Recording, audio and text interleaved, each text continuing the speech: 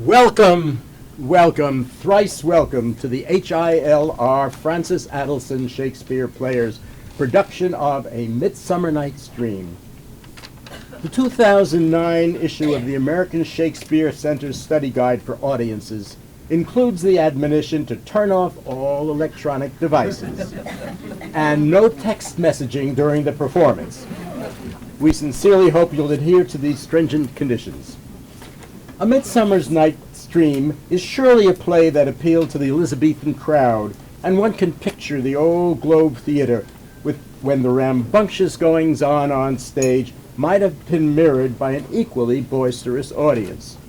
Well, you're on your own behavior on that one. Our play centers on a band of mismatched lovers who flee into the forest and find themselves bedeviled by fairies. As Theseus tells us in Act 5, lovers and madmen have such seething brains, such shaping fantasies that apprehend more than cool reason ever comprehends. While in Shakespeare's time, one actor often played several roles, in our Midsummer Night's Dream, two actors often play the same role. Be warned then that the denizens of fairyland can make actors change before your very eyes.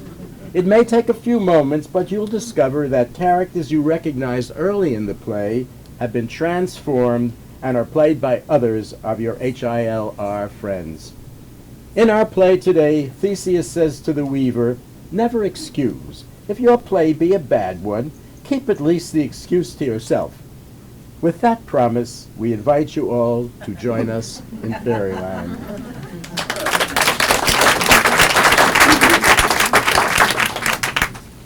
Now, fair hippopotamus Hippolyta, our nuptial hour draws on apace. 4 happy days bring in another moon. But oh, methinks how slow this old moon wanes. She lingers my desires. Like to a stepdame or a dowager long withering out a young man's revenue. 4 days will quickly steep themselves in night. 4 nights will quickly dream away the time. And then the moon, like to a silver bow, new bent in heaven, shall behold the night of our solemnities.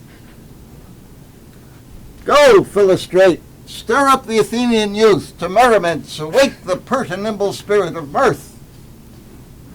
Hippolyta, I wooed thee with my sword and won thy love, doing thee injuries, but I'll wed thee in another key, with pomp, with triumph, and with revelry.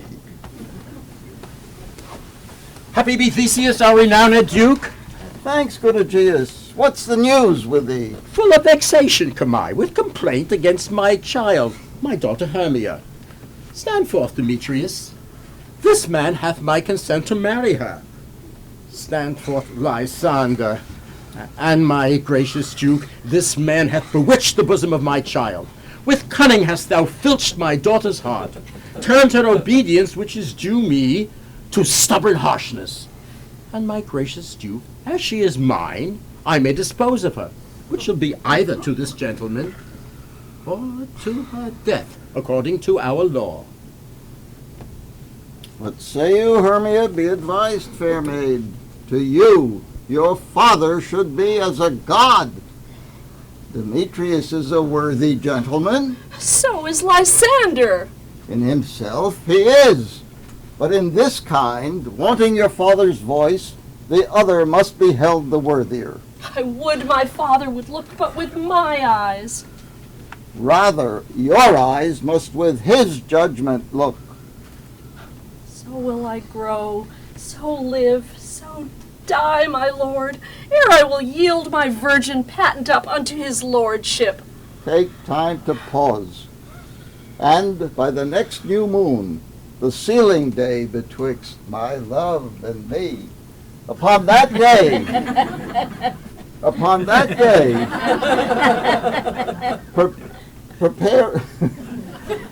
prepare to die, or else to wed Demetrius as he would, or on Diana's altar to protest for I austerity, and single life.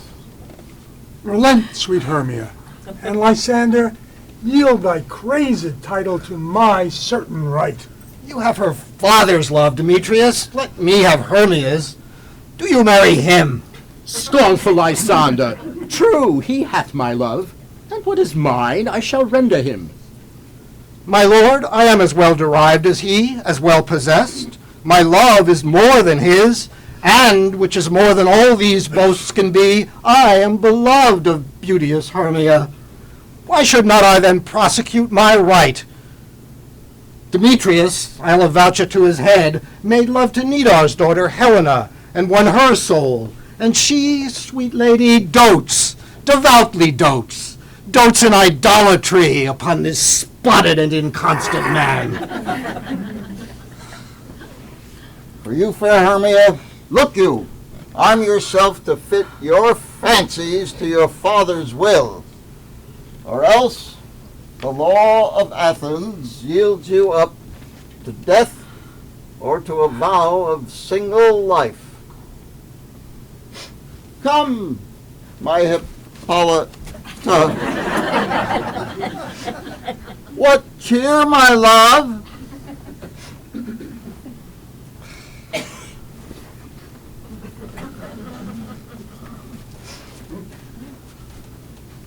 How now, my love?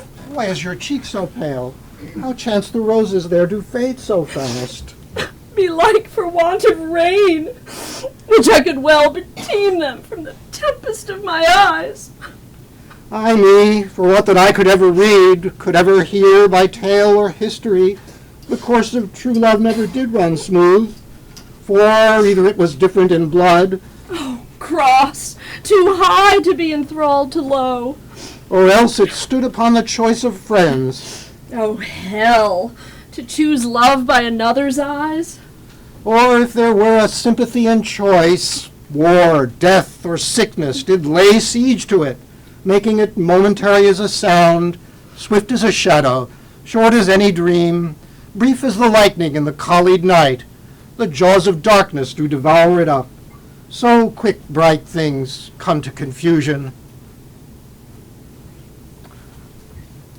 I have a widow aunt, a dowager of great revenue, and she hath no child.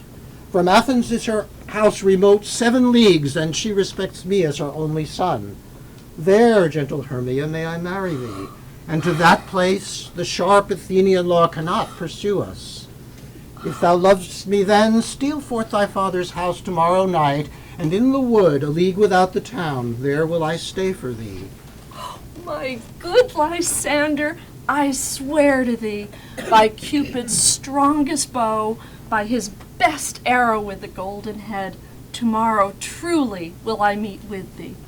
Keep promise, love. Look, here comes Helena. Godspeed, fair Helena, whither away?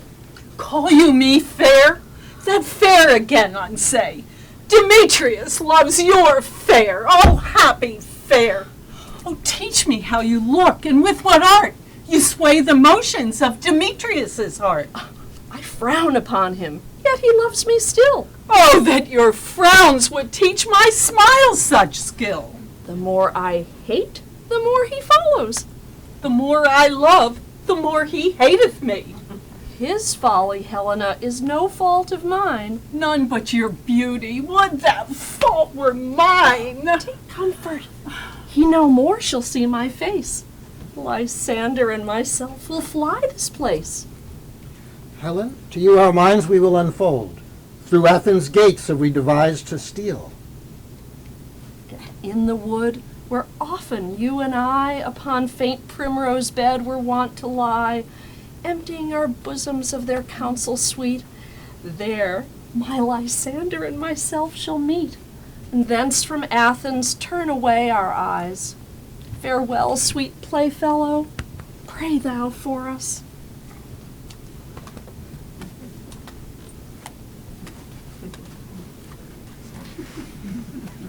How happy some or other some can be.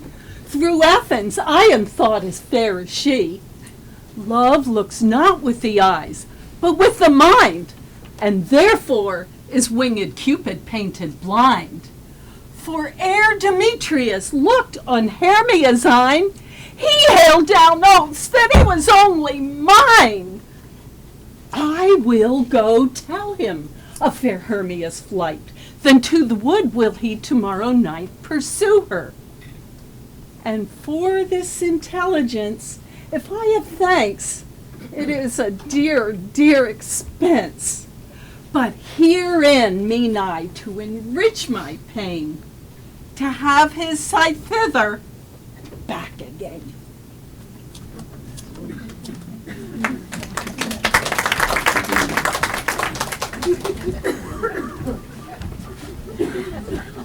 Here is the scroll of every man's name which is thought fit through all Athens to play in our interlude before the Duke and Duchess on his wedding day at night.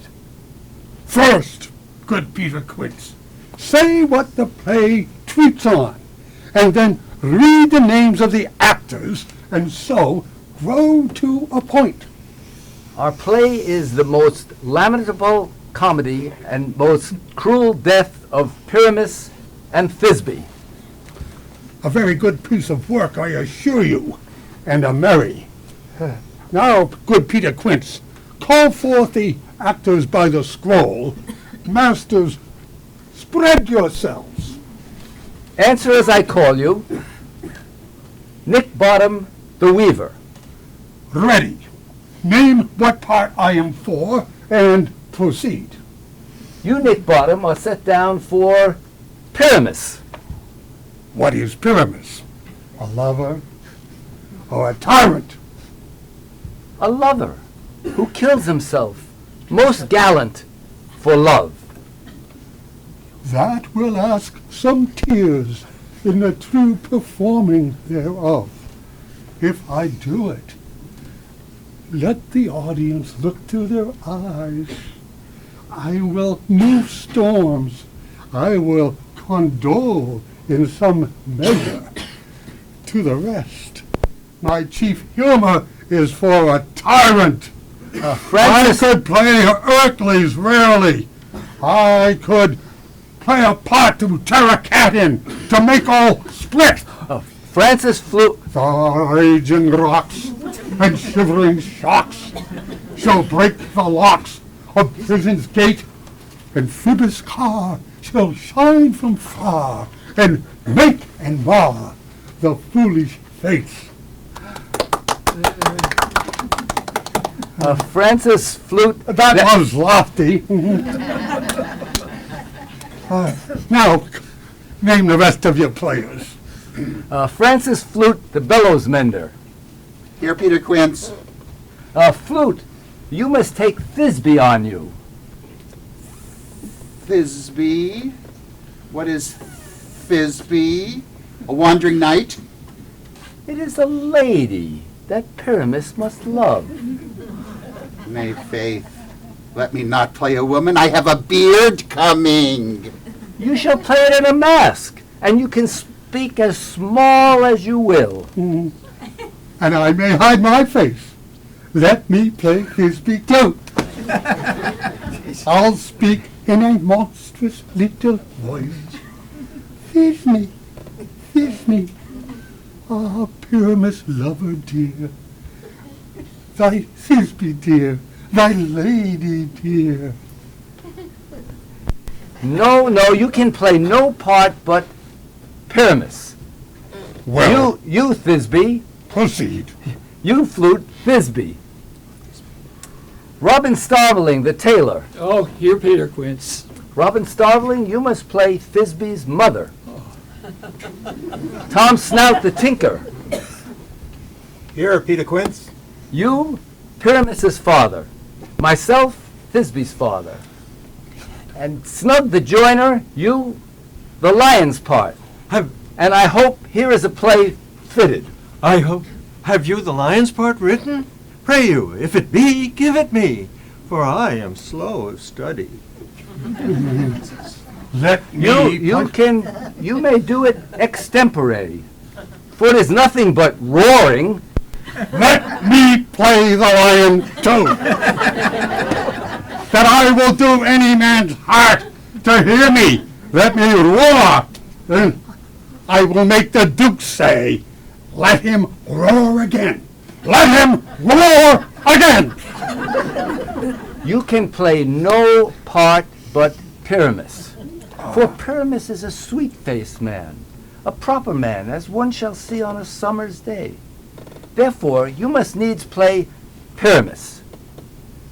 But come, masters, here are your parts, and I am to entreat you, and request you, and desire you to con them by tomorrow night, and meet me in the palace wood, a mile without the town, by moonlight. There will we rehearse. I pray you, fail me not. We will meet, and there we will rehearse most obscenely and courageously. Take pains. Be perfect. Adieu.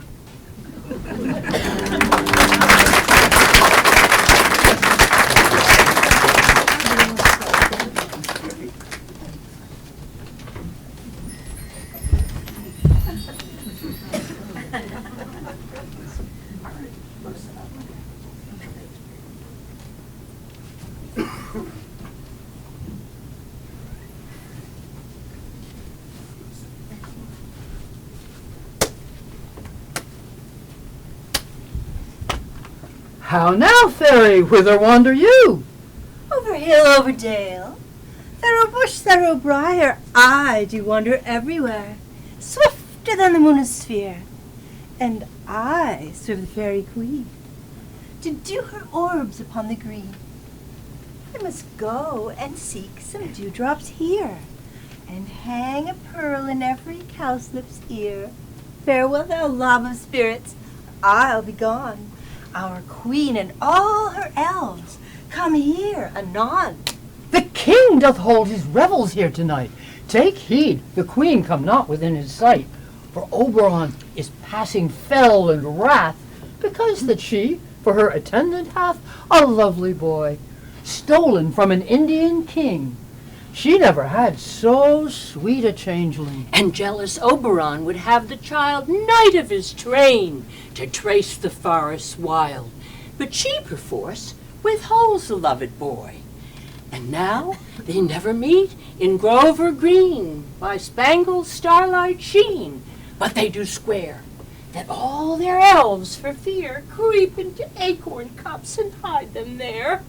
Either I mistake your shape in making quite, or else you are that shrewd and knavish sprite called Robin Goodfellow. Are not you he that frights the maidens of the villagery? Those that hobgoblin call you in sweet puck. You do their work and they shall have good luck. Are not you he? Thou speak'st aright. I am that merry wanderer of the night. I jest with Oberon, and make him smile, when I a fat and bean-fed horse beguile, in neighing in likeness of a filly foal. And sometime lurk I in a gossip's bowl, in very likeness of a roasted crab. And when she drinks, against her lips I bob, and on her withered dewlaps pour the ale. And then the whole choir hold their hips and laugh. But run, fairy, here comes Oberon. Oh, and here my mistress, would that he were gone.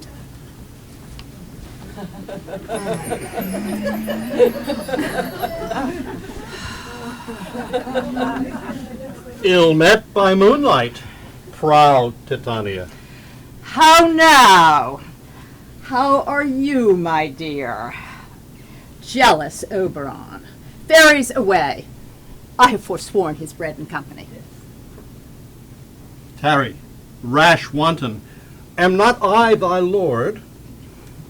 Then I must be thy lady. But I know when thou hast stolen away from fairyland to amorous Phillida. But why are you here? Come from the farthest steppes of India. But that thy bouncing Amazon, thy buskin mistress, thy warrior love, to Theseus must be wed. And you have come to bid their bed joy and prosperity. How canst thou thus, for shame, Titania, glance at my credit with Hippolyta, knowing I know thy love to Theseus? These are the very forgeries of jealousy. Never since the midsummer spring have we met on hill or dale, forest or mead, or in the beached margins of the sea, but with thy brawls thou hast disturbed our sport. Thus the wind, piping to us in vain, as in revenge, has sucked up from the seas contagious fogs, which falling upon the land have every pelting river made so proud that they have overborne their continents. The ox has therefore stretched his yoke in vain, the plowman lost his sweat, and the green corn is rotted ere its youth attained a beard. Though night is now with hymn nor carol blessed, and the moon, governess of the floods, pale in her anger, washes all the air. And through this distemperature we see the seasons alter. Hoary-headed frosts fall in the fresh lap of the crimson rose. Chiding autumn, angry winter, change their wonted liveries. And the mazed world by their increase knows not which is which. And the same progeny of evils comes from our debate, from our dissent. We are the parents and original. Do you amend it then? It lies in you. I do but beg a little changeling boy to be my henchman. Set your heart at rest. A fairyland buys not this child of me. His mother was a votress of my order, and in the spiced Indian air by night, full oft has she gossiped by my side, and sat with me by Neptune's yellow sands, marking the embarked traders on the flood. And we have laughed to see the sails conceive and grow big-bellied in the wanton wind. And she, with pretty and with swimming gait following, her womb enriched with my young squire, would imitate and sail upon the land. But she, being mortal, of this boy did die, and for her sake do I rear up this boy, and for her sake I will not part with him. How long within this wood intend you stay?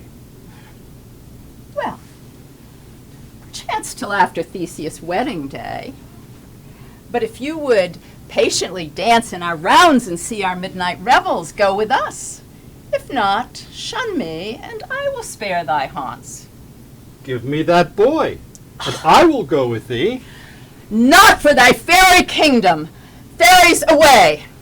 We shall chide downright if I longer stay.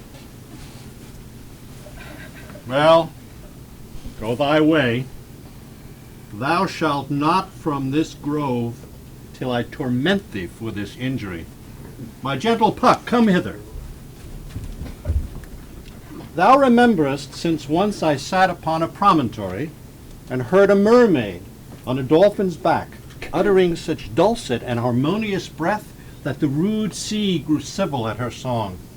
That very time I saw, but thou couldst not, flying between the cold moon and the earth, Cupid, all armed.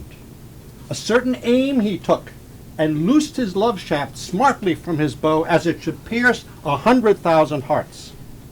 Yet marked I where the bolt of Cupid fell. It fell upon a little western flower, before milk-white, now purple with love's wound. Fetch me that flower, the herb I showed thee once. The juice of it on sleeping eyelids laid will make or man or woman madly dote upon the next live creature that it sees. Fetch me this herb, and be thou here again ere the Leviathan can swim a league. I'll put a girdle around the earth in 40 minutes. Having once this juice, I'll watch Titania when she is asleep and drop the liquor of it in her eyes. The next thing she then waking looks upon, be it on lion, bear, or wolf, or bull, she shall pursue it with the soul of love. And ere I take this charm from off her sight, I'll make her render up her page to me. But who comes here? I am invisible.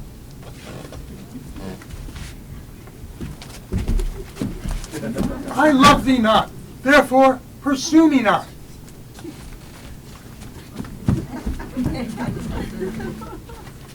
Where is Lysander and fair Hermia?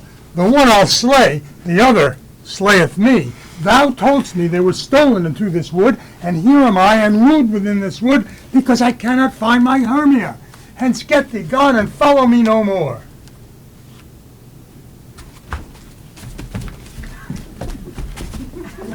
Do I entice you? Do I speak you fair? Or rather, do I not, in plainest truth, tell you that I do not, nor I cannot love thee? And even for that do I love you the more. I am your spaniel, and Demetrius, the more you beat me, I will fawn on you. Use me but as your spaniel. Spurn me, strike me, neglect me, lose me, only give me leave, unworthy as I am, to follow you. You do impeach your modesty too much.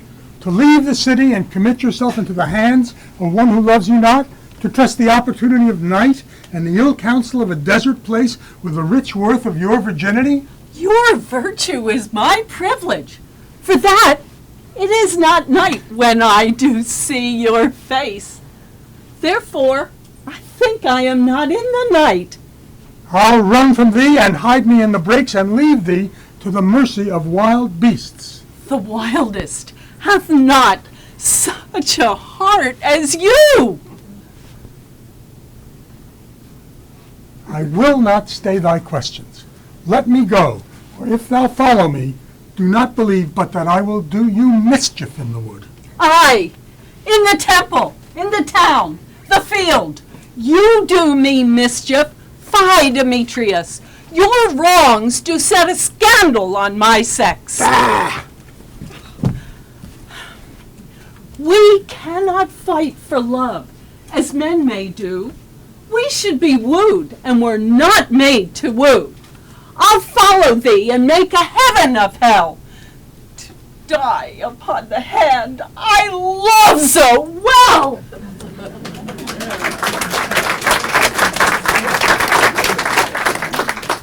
Fare thee well, nymph. Ere he do leave this grove, thou shalt fly him, and he shall seek thy love. Hast thou the flower there? Welcome, wanderer. Ah, here it is. I know a bank where the wild thyme blows, where oxlips and the nodding violet grows. There sleeps Titania some time of the night, lulled in these flowers with dances and delight. And there the snake throws her enameled skin, weed wide enough to wrap a fairy in. And with the juice of this, I'll streak her eyes and make her full of hateful fantasies. Take thou some of it, and seek through this grove. A sweet Athenian lady is in love with a disdainful youth. Anoint his eyes, but do it when the next thing he espies may be the lady. Thou shalt know the man by the Athenian garments he hath on. Fear not, my lord, your servant shall do so. Come now, a roundel and a fairy song, and sing me off to sleep, and then to your offices, and let me rest.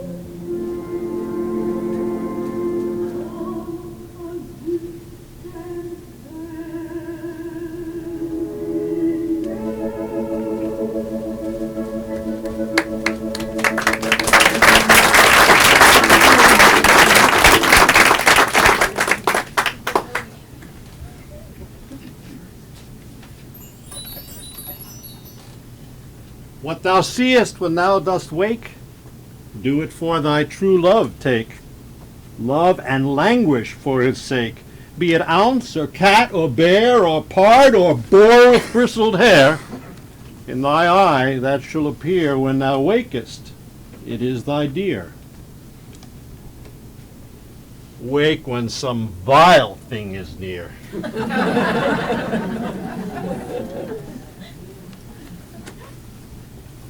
Fair love, you faint with wandering in the wood, and to speak troth, I have forgot our way.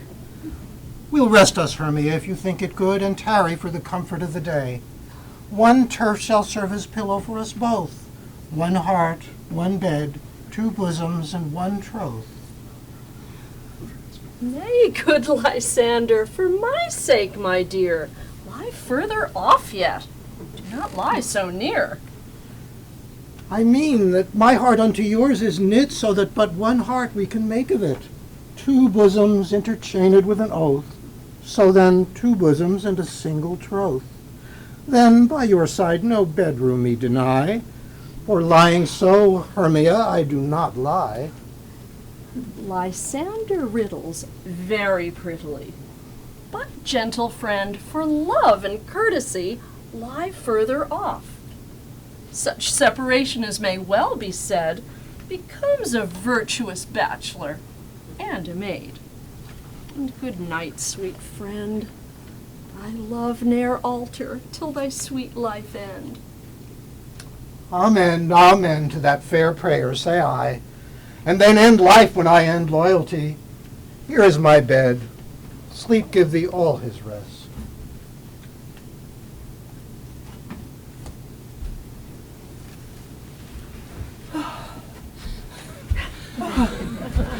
Through the forest have I gone, but Athenian found I none, on whose eyes I might approve this flower's force of stirring love. Night and silence! Who is here? This is he, my master said. Despise the Athenian maid. And hear the maiden, sleeping sound on the dank and dirty ground. Churl, upon thy eyes I throw all the power this charm doth owe. When thou wakest, let love forbid sleep its seat on thy eyelid.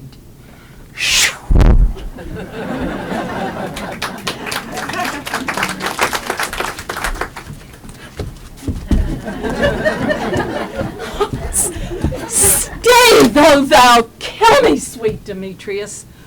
Oh, I am out of breath in this fine chase.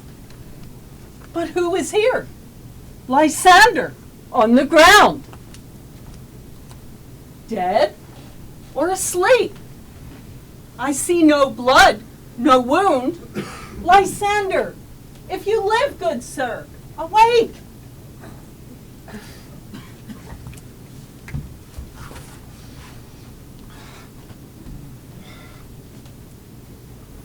Transparent Helena!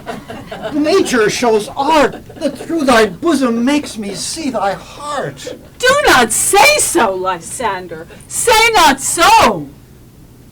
Not Hermia, but Helena I love, who will not change a raven for a dove. Wherefore was I to this keen mockery born? When at your hands did I deserve this scorn? Good troth, you do me wrong, good sooth you do, in such disdainful manner, me to woo.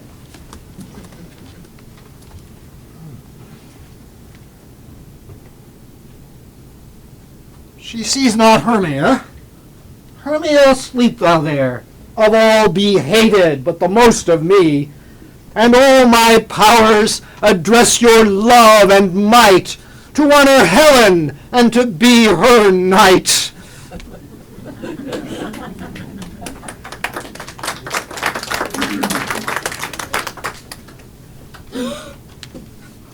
Help me, Lysander, help me. Do thy best to pluck this crawling serpent from my breast. Ay me, for pity, what a dream was here. Lysander! What? Removed? Lysander! Lord! No? And I well perceive thou art not nigh. Either death or you I'll find immediately.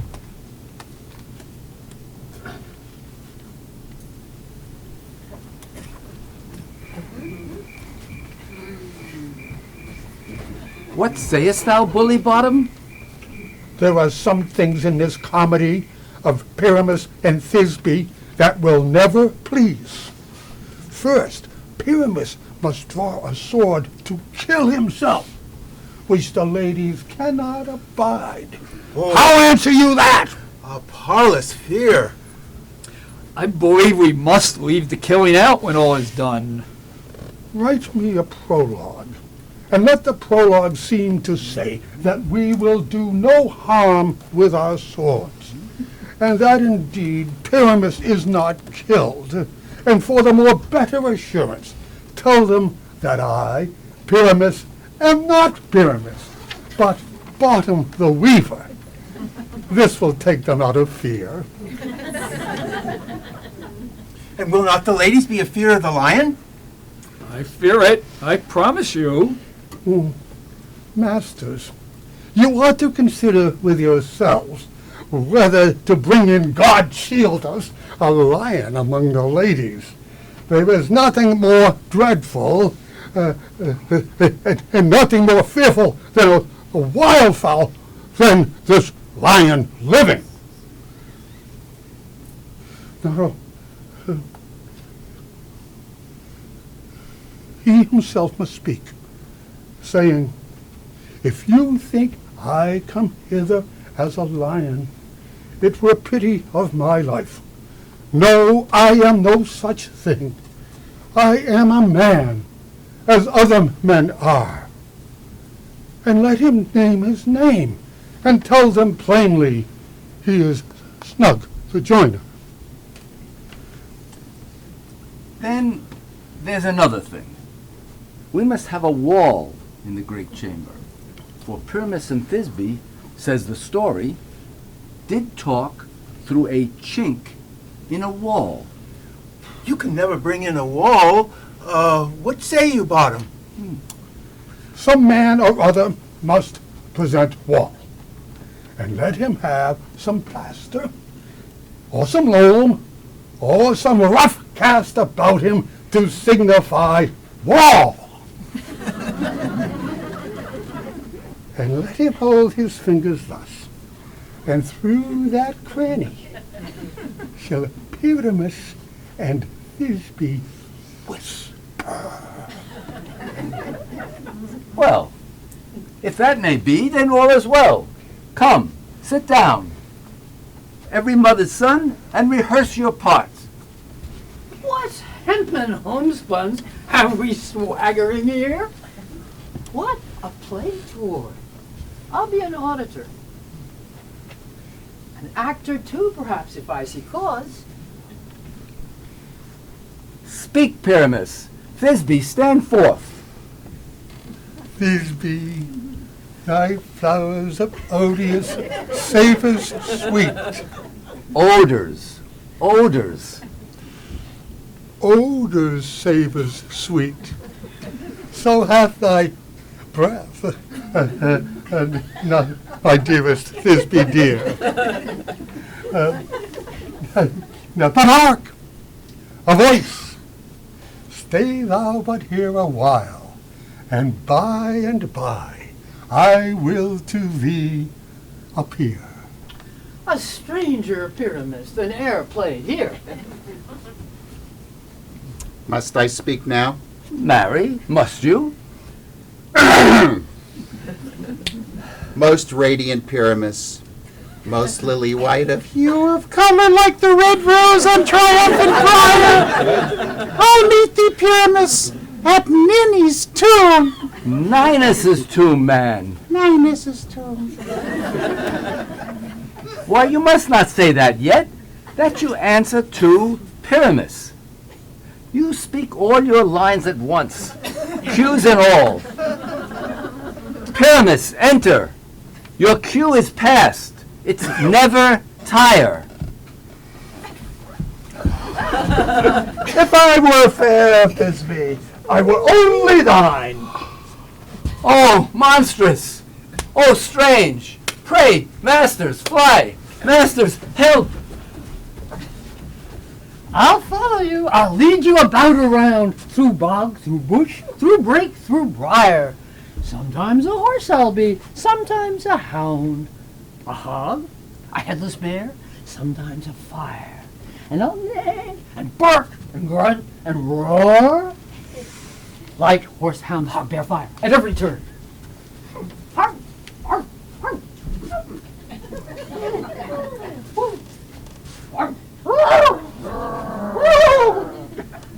Why do they run away? Oh, Bottom, thou art changed. What do I see on thee? What do you see? You see an asset of your own, do you? Bless thee, Bottom. Bless thee. Thou art translated. I see their knavery. This is to make an ass of me. To fright me if they could. But I will not stir from this place. I will walk up and down here, and I will sing that they shall hear I am not afraid. The owl's old cog, so black of hue, with orange tawny beard. What angel wakes me from my flowery bed? I pray thee, gentle mortal, sing again. Mine ear is much enamored of thy note, so is mine eye enthralled to thy shape. And thy fair virtue's force perforce doth move me on the first view to say, to swear, I love thee. Methinks, mistress, you should have little reason for that. And yet, to tell the truth, reason and love keep little company together now. Thou art as wise as thou art beautiful.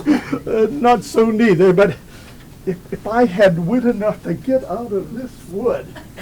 Out of this wood do not desire to go. Thou shalt remain here, whether thou wilt or no.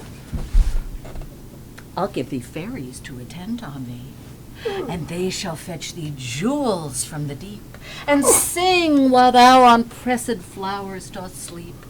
And I shall purge thy mortal grossness, so that thou shalt like an airy spirit go. Peace blossom, cobweb, moth, mustard seed. And I. And I. Be kind and courteous to this gentleman. Feed him with apricots and dewberries, with purple grapes, green figs and mulberries. The honey bags steal from the humblebees, and for night tapers, crop their waxen thighs and light them at the fiery glowworm's eyes, to have my love to bed and to arise. Hail, mortal! Hail, hail, hail. I beseech your worship's mercy, heartily. I beseech your worship's name. Cobweb. Oh, I shall desire you of more acquaintance, good Mistress Cobweb. If I cut my finger, I shall make bold with you. Your name, honest lady. Mustard seed. Oh, good Mistress Mustard Seed, I know your patience well. Oh, that cowardly, giant-like ox beef hath devoured many a gentlefolk of your house. I promise you, your kindred have made my eyes water. And now, I desire you of more acquaintance, good Mistress Mustard Seed. Come, wait upon him, lead him to my bower. Tie up my love's tongue, bring him silently.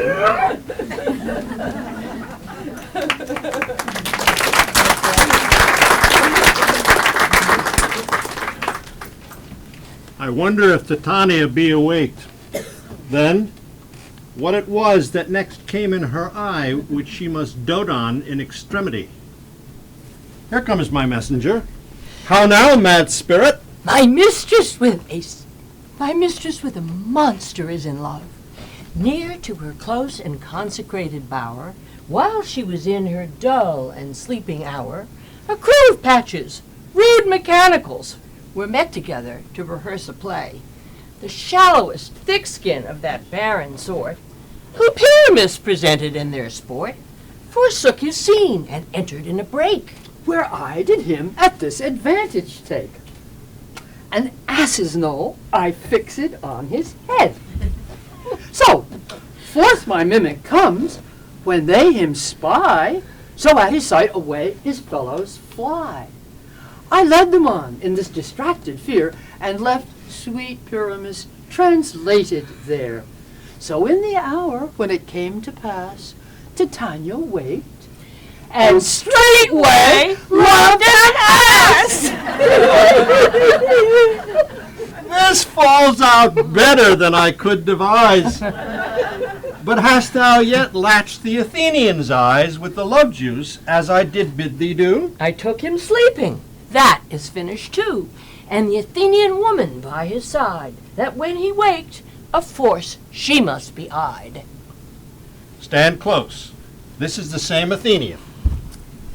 This is the woman, but not this the man. Oh, why rebuke you him that loves you so? Now I but chide, but I should use thee worse. For thou, I fear, hast given me cause to curse. If thou hast slain Lysander in his sleep, being o'er shoes in blood, plunge in the deep and kill me too. It cannot be but thou hast murdered him.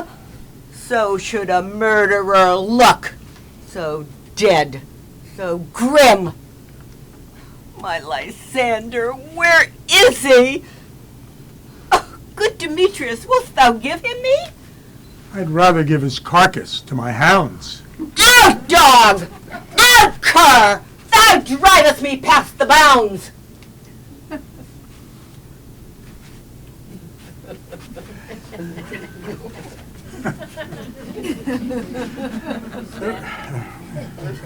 What will you get? Nothing. Nothing. You spend your passion on a misprized mood. I am not guilty of Lysander's blood, nor is he dead for aught that I can tell. Tell me then that he is well. And if I could, what should I get there for?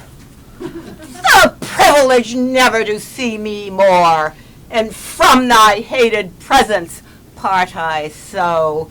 See me no more, whether he be dead or no. There is no following her in this fierce vein. Here, therefore, for a while, I will remain. What hast thou done? Thou hast mistaken quite, and laid the love juice on some true love's sight.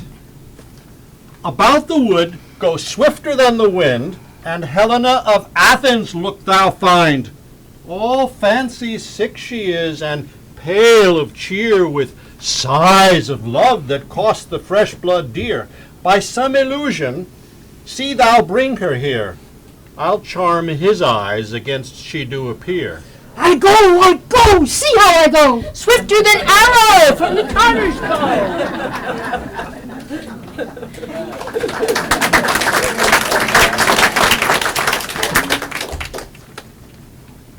Flower of this purple dye, hit with Cupid's archery, sink in apple of his eye. When his love he doth espy, let her shine as gloriously as the Venus of the sky. When thou wakest, if she be by, beg of her for remedy. Captain of our fairy band, Helena is here at hand, and the youth mistook by me, pleading for a lover's fee. Shall we their fond pageant see? Lord, what fools these mortals be!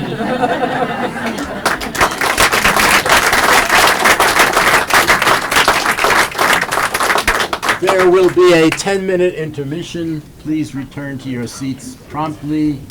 or else we may lose the fairy spell.